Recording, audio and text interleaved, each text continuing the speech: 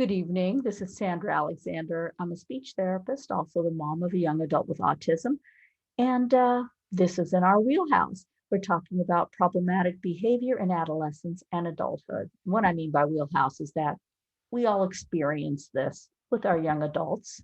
And we're going to look at how behavior is learned and reinforced a little bit, and what we can do to prevent some of this behavior and what to keep in mind.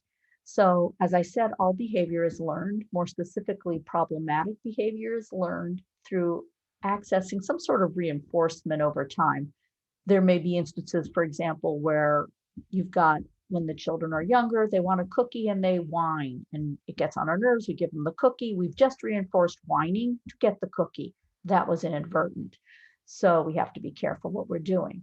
That behavior, that's a problem behavior of whining, can continue that way. So throughout the webinar, we're going to discuss common reasons why problems occur and are reinforced, and we'll briefly discuss how to prevent these problems in the first place. Let's dive on in and check it out. Circumstances that may lead to undesirable behaviors are limited access to reinforcement. You can't get to the remote, you can't get to what you want. You can't tolerate change, a change in your schedule, a change in just something, and it might throw you off. Difficulties what to do when you're bored, unstructured time, confusion as to what's expected of you, and environment, like is it noisy? Is it cold? That kind of thing. So there are specific deficits that can predispose individuals to have problems with behavior. And this can be not being able to get to their reinforcement easily, or difficulty waiting for delayed reinforcement. And what do we mean by that? A big skill that we all need is waiting. So if you wait for a doctor, and it's hard to wait for the doctor, it's why they call us patients. If something unexpected happens, it might make you mad, it might make you act out. That can happen to anybody, and waiting's a skill that needs to be taught. So for example, if we go to a restaurant, we know that our reinforcement for the waiting would be the food. So we have to teach waiting. And initially in childhood, like in classrooms, it might be contrived, and you've seen that in school and in other webinars where it's like, if you do this specific behavior, we're going to give you a Skittle or something. Well, you want to try to make that reinforcement less of a Skittle than more of a naturalistic kind of thing. Like if you learn to tie your shoes, you can go and play if going to play is reinforcing. So we work on that. Now, we can't always make all reinforcement natural, but we'll try hard.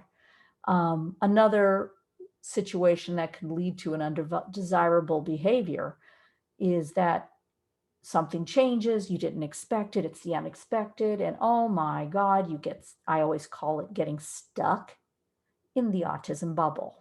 Or we all get stuck in our own bubbles, whether they're autistic or not. So, oh my God, I didn't expect that. And it can cause acting out and cause major problems. So having a visual schedule and trying to have as much predictability as you can, of course, is helpful. Can't always do it for every situation, but we try. But on a visual schedule to help with this, you can be like, okay, 9 o'clock, do this subject like math, 10 o'clock, question mark, because you don't know what it's going to be, but you build it into the schedule so that a person can learn that not everything can be scheduled. So, and that's a skill you can use. Another situation that lends to undesirable behaviors is boredom. What do you do when you have unstructured time? And so you need to provide some various choices, like, well, go ahead, you can read a book, you can do this, you can do that. Sometimes the person only wants to do one thing. You can try to help them expand their range of options in that situation. And of course, being confused can be very distressing and frustrating, and can cause acting out. And to help with that, when you give instructions, use visuals to help, speak in specific short phrases, and check for understanding. That's very important. And don't assume that you're understood. You might need to wait longer than you think to see if you are understood. So all of this is something that we can try to control to help with these behaviors. And of course, environmental factors. can really, really helps hinder somebody from acting appropriately. They might not be able to, a person might not be able to exercise control in their environment, and it may really be hard on them. So issues in behavioral intervention is the importance of using appropriate positive reinforcement, and that remains significant. We don't just stop just because the child has grown up. And all behavior has a function, which is why they say function, function, function. So there are several issues that we'll highlight here. First is the importance of using appropriate positive reinforcement. Sometimes we take it for granted that an adult has mastered a skill. So when we first taught them the skill, we might have been really, okay, we're going to give you an M&M every time you do it right, and then we'll do it every other time and start pulling that back and fading it off, which is really good. And then we'll think, oh, they mastered it, but it may go away again. And your child or your young adult that you're working with might need the reinforcement again, hopefully more naturalistic. So let's not forget that we need to keep that up. Remember, it's reinforcement is adding something to the environment to ensure that that behavior, the good behavior, occurs again in the future. So it can be a treat, but obviously we want to do it more naturalistically, as I've discussed earlier. So you try to remove things and make it natural as much as you can. All behavior has a function. That's why you want to behave, right? So the function is something that would maintain the behavior, and that would be reinforcing to it. For example, a function of the behavior could be to removal of a preferred item or avoidance of a task. There also could be more than one function. Identifying the function of a behavior is very important, and remember, functions of that behavior can change over time. And issues in intervention to consider are, why do we think we have to intervene? Why is this important? And to what extent does that behavior limit this person's life? And what is it? Is it really a behavior or just kind of their personality? Is it idiosyncrasy? So we've reviewed these questions in earlier webinars, and you can go back and look at them. We have them all up on my HANA. But it's important that you think about these things. So is this behavior stigmatizing? And we all know generally what a stigmatizing behavior is. Will it interfere with this person doing everyday tasks and their quality of life? If you change that behavior, will it really help or not? So think about that. If somebody's really, really, for example, having a self-stimulatory behavior like flapping their hands, that can be stigmatizing. But if they don't, let's say, flap their hands, they might bite themselves instead. So you may want to work on shaping the flapping of the hands a little bit or making it a little less obvious, but you might not be able to take it away. So you have to think about that. Or what if somebody laughs a little bit inappropriately? Is that something you can live with? So think about it carefully. Now, behavior does have communicative intents because all behavior is communication.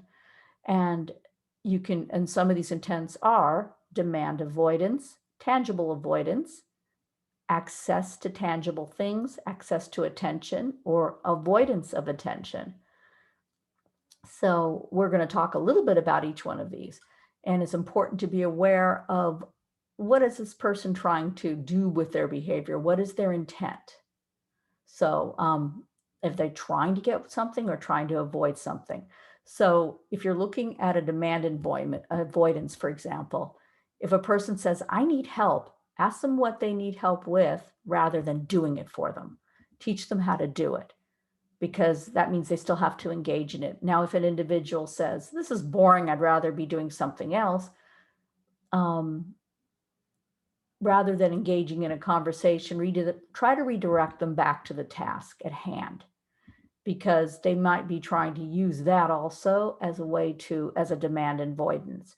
Other comments like, who are you? I don't feel well. I don't understand. It's been a rough morning. I need a break. Are all potential communication intents that a person may try to do avoid or escape a demand. Now, an example of a tangible avoidance could be, I don't like this, or it's too cold in here today. So these phrases are pretty obvious. And they're trying to avoid a circumstance or distract from the task. Some communication intents might actually be an individual trying to get a tangible thing, like, I'd rather be doing that. What's in it for me? I can make my own choice. They want to do it. Now, if somebody's trying to avoid attention, they might say something like, you're standing too close. And accessing attention, they might say, hey, over here. So if you understand or get an idea why this behavior that's you don't want is occurring, it'll help you to redirect it. But also what you can do is look at the antecedent behavior, what happened right before this occurred. So if you look at the antecedent strategies from our earlier webinars, this could help you with that. And we have a webinar on appropriate reinforcement schedules. Revisit all of this. This is going to help you. We all need to remember.